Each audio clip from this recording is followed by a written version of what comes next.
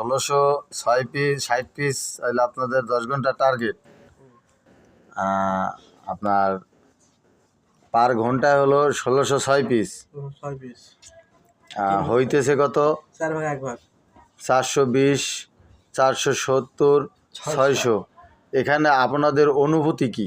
আমি অনুভূতিটা জানতে অনুভূতি চাই। খুবই মর্মান্তিক, কারণ সকাল থেকে ফিনিশিংয়ে 917 মাল আউটপুট হয়েছে প্রায় 2500 প্লাস, হ্যাঁ, কিন্তু সিঙ্গেল এক পিসে মেটাল পাস করতে পারে নাই। এ- এটা কোয়ালিটি ইস্যুর কারণে, হয় শেডিং প্রবলেম ধরতেছে, আর নয় মেজারমেন্ট প্রবলেম ধরতেছে, না নেকের প্রবলেম ধরতেছে। একমাত্র জেনারেটর যে লাইনগুলো ছিল গতকাল, ওখানে উইপ ছিল আপনার 700 পিস 800 পিসের মতো।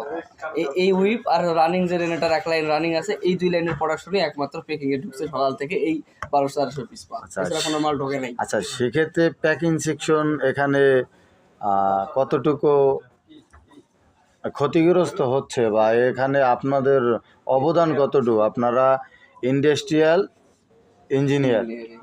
ইঞ্জিনিয়ারিং ডিপার্টমেন্ট, তো আপনাদের কতটুকু ভূমিকা আছে এখানে এই যে প্রোডাকশন হচ্ছে না? প্রোডাকশন হওয়ার জন্য পুরোটাই প্যাকিং এর ইম্প্যাক্ট, পুরোটাই। কারণ আমার যে টার্গেট দিছেন, এই যে এখানে টার্গেট দেওয়া আছে আপনার 16,000 টার্গেট দেওয়া আছে। 16,000। ফিনিশিং থেকে যে প্ল্যান দেওয়া ছিল, সেই প্ল্যান অনুযায়ী যদি আপনাকে মাল দিত তাহলে এটা অ্যাচিভ করা সম্ভব হতো, কিন্তু যেহেতু এখন তারা প্ল্যান অনুযায়ী মাল দিতে পারতেছে না, সেহেতু এটা যে 10 ঘন্টা যেটা দেওয়া আছে এটা ইম্পসিবল, এটা অ্যাচিভ করা সম্ভব না। কারণ হয় টার্গেট রিভাইজ করতে হবে, আর না ফিনিশিং থেকে লাইন ওয়াইজ ঘন্টা যেভাবে মাল দেওয়ার করতে হবে মাল দিতে হবে।